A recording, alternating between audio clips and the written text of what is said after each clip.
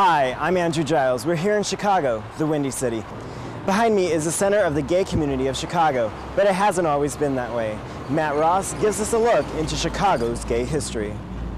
Journalist Suki Delacroix moved to Chicago from London in 1991. His column for the local Windy City Times covered the history of gay Chicago.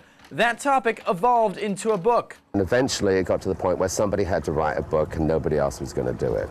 So it ended up where I got stuck with it. Delacroix's research on early gays in Chicago led to an infamous Chicago institution, the Mafia. They own bars and clubs frequented by gays. However awful they were, they did a great thing because right from the 30s up until the early 70s, they gave gay people a place to meet. In 1924, Henry Gerber founded the Society for Human Rights right here on the north side of Chicago in his own home. It was the first civil rights group to push for gay rights in all of America. The heart of the gay community migrated north on Halsted Street between Belmont and Broadway. The lesbian community moved further north to Andersonville. As always in gay neighborhoods, gay people move into poor neighborhoods, they gentrify, then yuppies move in and price the gay people out, and in Chicago they move north. Delacroix has his work cut out for him. He says he's at least 2 years off of finishing the book. I'm buried in it.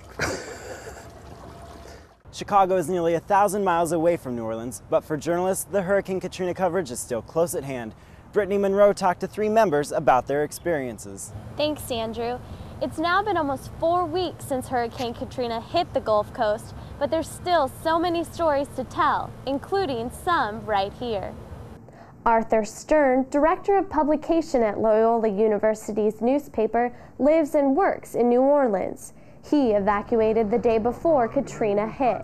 I packed 3 pairs of shorts, about 5 t-shirts, and a pair of jeans, thinking this will be an adventure for 3 or 4 days, having no idea that it would turn into what it turned into. And as the days went on, we realized what the full story was, and it was a lot worse than anyone thought. Keith Darcy, a business writer with the New Orleans Times-Picayune, decided to ride out the storm with his colleagues, a decision he'll never forget.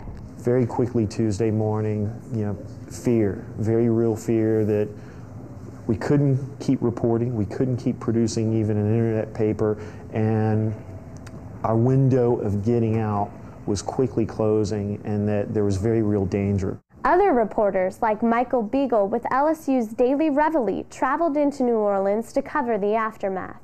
I put my camera down and turned around and just saw the utter devastation. The streets were filled with water. The only people walking the streets were homeless or military. And it was very surreal. In addition to the student video projects you are currently watching, students are also here specializing in print, online, and radio. Matthew Harris tracked their progress. Meet student journalist Sarah Samelka. She's part of the print and online student project. Because I'm just trying to make a schedule. I don't have any of the dates. She's also on deadline. Sarah helped write 3 print editions for attendees here at the convention, along with several online entries. A little crazy, but it worked out. It was fine. Crazy because she knows who reads her work. It just adds some more pressure. A journalist covering a journalist convention. I don't want to let them down. Mac Henry knows the pressures. She's with the radio project, but for her, I'm definitely my harshest critic. We caught up with Mac while in a couple of important interviews. After that, she worked with her personal mentor. It's helpful to have someone listen to your edits and say, this is good, you don't need to mess with that anymore, or you need to change that a little bit. It's just exciting to see all the support that NLGJ has, just how many people are interested in becoming better journalists. Now that Sarah's given it her all, she's taking a lot away.